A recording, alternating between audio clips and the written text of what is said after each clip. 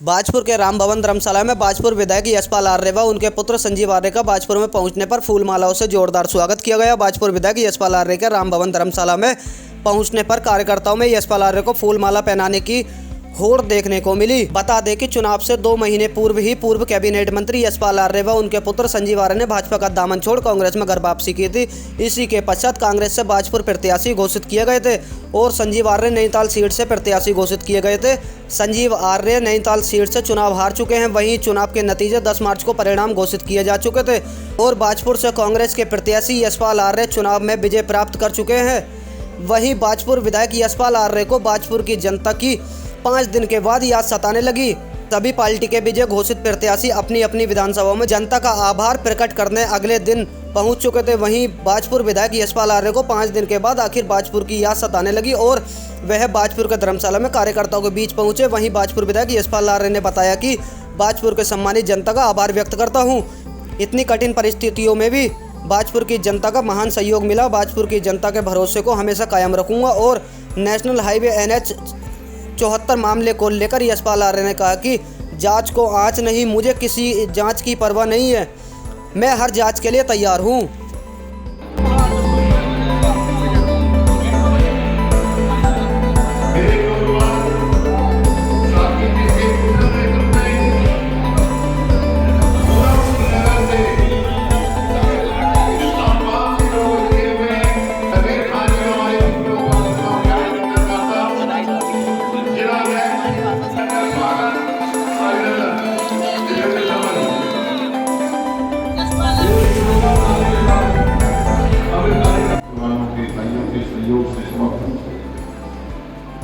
मुझे काम करने का अवसर और जो कर पाया हूँ वो आपके सामने।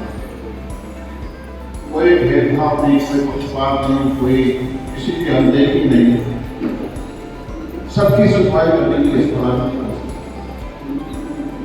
सबके दुखों को बांटने की कोशिश की, सबके दुख दर्द में शामिल होने की इस तरह की लगातार कोशिश। धर्म, जाति, मजहब यशपाल आर्य के साथ कभी मायने नहीं रखते हैं और सब कुछ साथ लेके चलने की कोशिश की। दलगत राजनीति से, पार्टी से ऊपर उठकर काम भी किया। ये जनता का फैसला है। जनता देखिए, सबसे पहले तो मैं हृदय से आभारी हूँ नैनीताल के जनमानस का। मुझे बहुत स्नेह मिला है, वहाँ बहुत आशीर्वाद मिला है और जो जनादेश है कि लोकतंत्र के अंदर जनादेश मिलता है उसको सहर्ष स्वीकारना चाहिए, बस जनादेश को स्वीकारता भी। लेकिन निश्चित तौर पर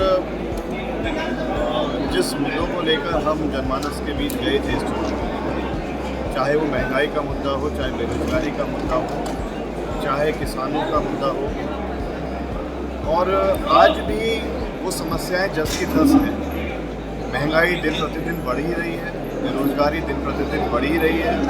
किसानों से लेकर एक आम जनमानस के अंदर लगातार मैं देख रहा हूँ कि अपने घर के चूल्हे तक के लिए उसको संघर्ष करना पड़ रहा है। तो इस चुनौती को हम स्वीकारते हैं, जनादेश जो भी आया, लेकिन हम मजबूत विपक्ष के रूप में हमारा एक धर्म बनता है, हमारे दायित्व है कि जो भी जनाकांक्षाओं के विपरीत अगर सरकार चलेगी, कहीं पर भी इन मुद्दों में हमको लगेगा कि कहीं पर भी आज भी आम जनमानस की स्थितियाँ वही हैं, तो निश्चित तौर पर हम जनता की आवाज़ बनने का काम करेंगे। विपक्ष के दायित्व को पूरी ईमानदारी से हम निभाएंगे। हमारे बाजपुर क्षेत्र में आज मैं आया हूँ, चाहे हमारी चीनी मिल की समस्या हो, चाहे 20 गाँव का मुद्दा हो, जिस तरीके से बाजपुर में हमने विकास की एक शुरुआत की हुई है, अगर उसमें कहीं पर भी कोई रोड़ा व्यवधान आता है तो निश्चित तौर पर हमने लोगों को विश्वास के बाजपुर की महान जनता का हृदय से आभार व्यक्त करना चाहता हूँ। सब परिस्थितियों में भी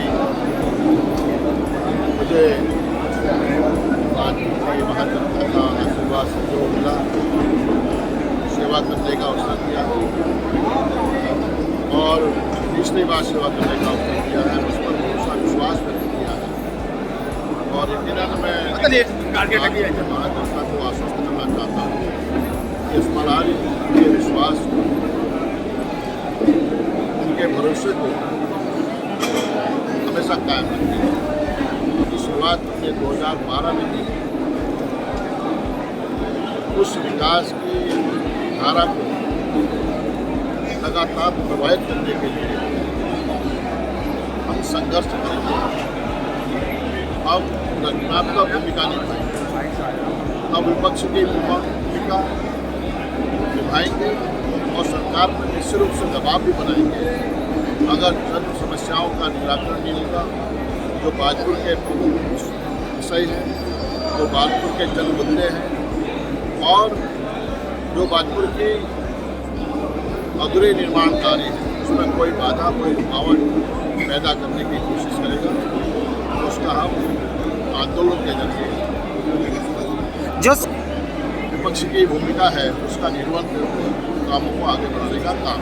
देखिए, मैंने पहले ही जब मैंने कांग्रेस में शामिल हुआ, मैंने यही कहा, मैं बिना किसी लालच के, बिना किसी लोभ के मैं कांग्रेस में सम्मिलित हुआ। मेरे घर में वापसी हुई। मुझे